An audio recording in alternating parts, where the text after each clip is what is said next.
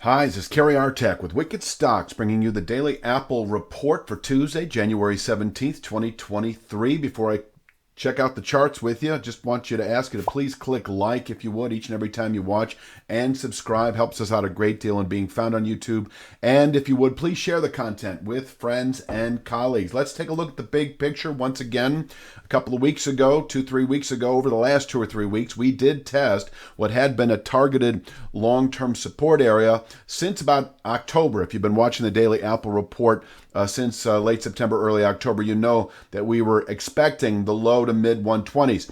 And this week it all comes together, 121.67 to 122.46, a 1-year channel bottom against a 2.5-year rising, almost 3-year rising speed line that is projected off the March 2020 COVID low, both trend defining on a long-term basis. We have essentially tested this area and we're pulling away as anticipated. And so what to expect are the 140s as a 3 to 5 week objective. So we're in the midst of that. We're a couple of weeks into it, a week and a half into that. And so there's a couple of weeks, 2-3 weeks left for that to sort of play out and materialize. The 142.33 long-term descending 1/3 speed line. We've got a classic channel top at 147.67. Both are changing daily, which is why we put out the daily Apple report, because these levels, especially for those of you who are day traders and 3 to 5 day swing traders, precision is important in terms of where to place your resting stops, what options you may acquire, where are these levels going to be a week, 2, 3 from now, so forth and so on. So let's take a look at the day itself. This is a daily chart, and most of the rest of what I'm going to show you is the daily chart. And what I really want to show here is that this former descending channel bottom that did contain Thursday's highs and we fell off, we settled just above on Friday. And so this has been expected. What was also allowed was the possibility of falling off from here for a matter of 3 to 5 days, but that obviously didn't occur. And so having closed above 134.24, we could this week perhaps, I still think it's going to be the better part of 2 weeks, but we may this week reach into the low 140s. The 142.33 level would be right about here. And you could see that may only be 2 or 3 days away. So assuming we open today above 134.24, 140.35 is potentially in reach. All of the minor points have been carefully chosen. I always throw that out there because I just want you to know that if you're an aggressive day trader, 136.81 is likely to be a trouble spot on the way up, as is 138.48. But 140.35, we just might top out there for the day. And that is nothing more than this initial low here from late November. There's kind of a double bottom here. 140.35 is this one. 140 even is this one. You can kind of pick your point here, but it is the very low 140 area where this market can exhaust itself for the day. If we happen to open above 134.24, we could continue upward right out of the gates, and that 140.35 wouldn't surprise me by the closing bell. And if we stay up in that vicinity, we're probably just another day away from testing this targeted 142.33 long-term speed line, which is based in part on that low that was put out a couple of weeks ago against the all-time high from about a year ago.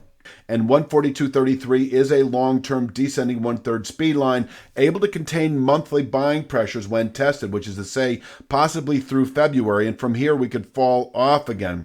And in terms of upside bullish continuation through the rest of Q1 and into Q2, I don't see that presenting itself until or unless we can close above 147.67. So this area, if we happen to test it this week, this is a good zone to consider fleshing out or buying, say, 121, 122 out of the money puts that don't expire for at least several months, because that may be what then plays out. From the low to mid 140s, we could fall back into the low 120s again, which is once again this long-term support region.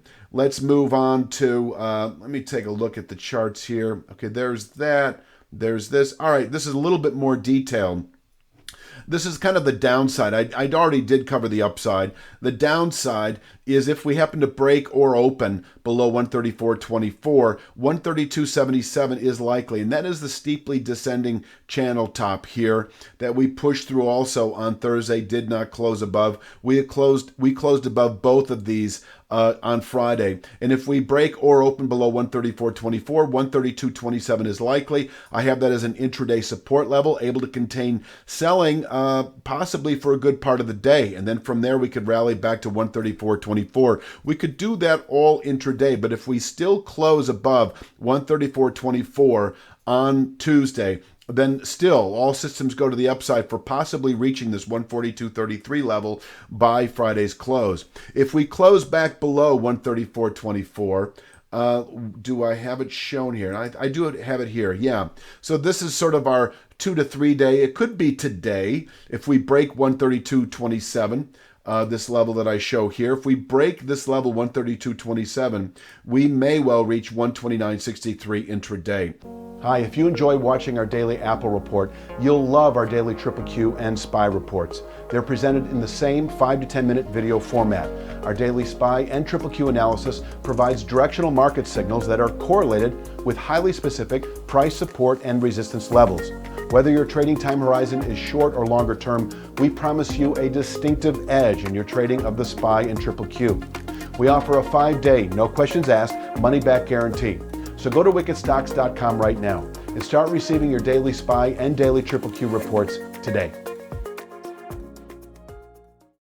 So, there's a lot going on here. 132.27. I also have 130.81, and I don't want to confuse you, but if we happen to ease off right out of the opening bell, the 3/8 downside Fibonacci from about a week and a half ago, that actual move low against Friday's high, 3/8 back is 130.81.